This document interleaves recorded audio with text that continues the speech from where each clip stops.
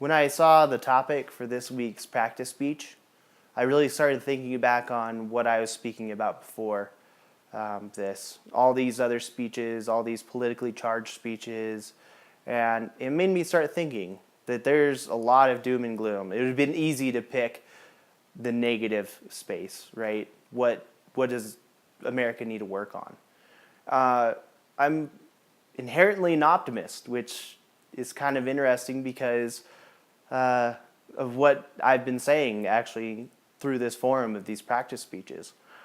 I'm kind of doom and gloom right now, and I don't know if we need to be that way. So I think the way that I really look at some of this doom and gloom is to kind of look at like why it's happening. And what I've figured out is that people care about America in general. And there's three ways that people care. Is with their voting, with protests, and in their everyday life. And so if we start looking at voting, we could see that, people came out. People came out and voted. It was a record turnout for votes. I found an article on the Pew Research Center did, and they used data from the U.S. Census Bureau.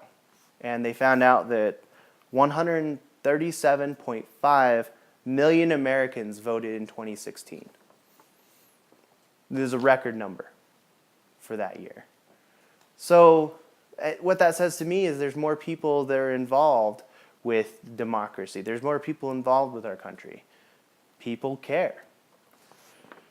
And, with all this election stuff that happened, continuously now with policy changes, people are protesting more. People have, they want to go out for their problems. And I think one thing that's interesting that just recently happened is students have started protesting, specifically on gun control.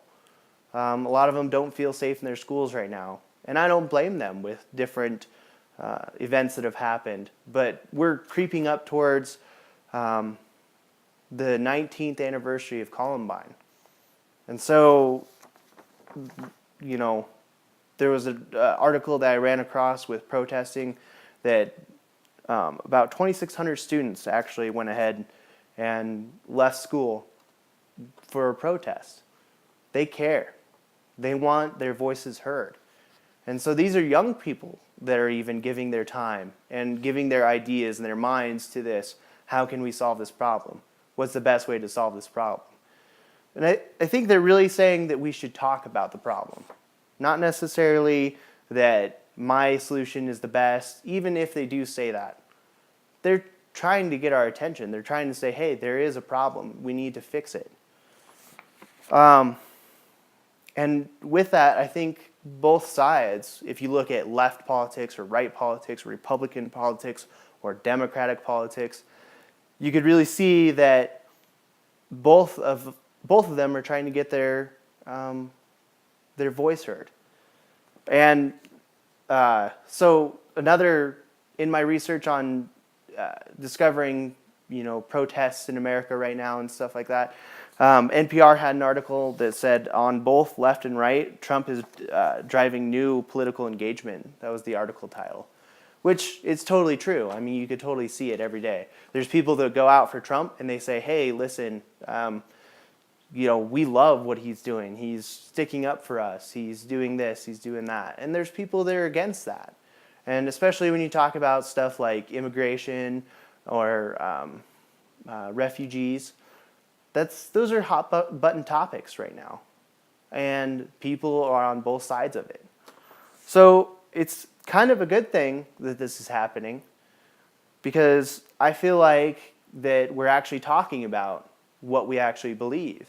And that kind of leads me to my third point, which is kind of personal conversations or, their actual personal life or even their work life. People are speaking up. I've seen a lot more people that used to be a little bit more reserved and telling people how they would feel. And Now they don't. They tell people how they feel. And I think it's a really good thing. I think that sometimes people have the wrong idea maybe because they are misinterpreted the evidence. So it's good that they are actually talking to us. It's good that they're actually voicing their opinion if they're under a wrong assumption. You can't correct that if they just go about life and never correct that assumption or that opinion based on this or that fact. So that's definitely a good thing. The other thing too is that they might give you a different perspective on the problems that you guys are talking about. If they have personal experience with X topic, you might totally change your mind on that topic. So it's definitely a good thing. And it's just another driving force of what America has going for it right now. And so if you look at those three things that I just talked about, voting, protests, and people's everyday life, you could see that American citizens have a lot, they care a lot about this country. And now having said some of this, I just hope that we could start finding traction on some of this stuff. I mentioned the kids going out and protesting.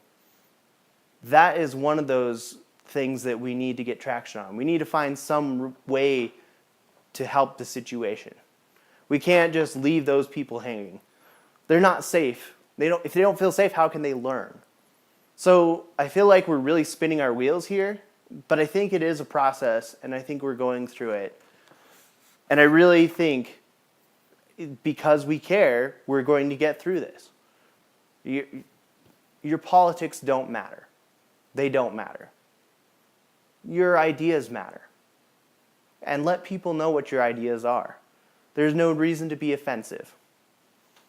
So with that, I will conclude my speech, and thank you very much.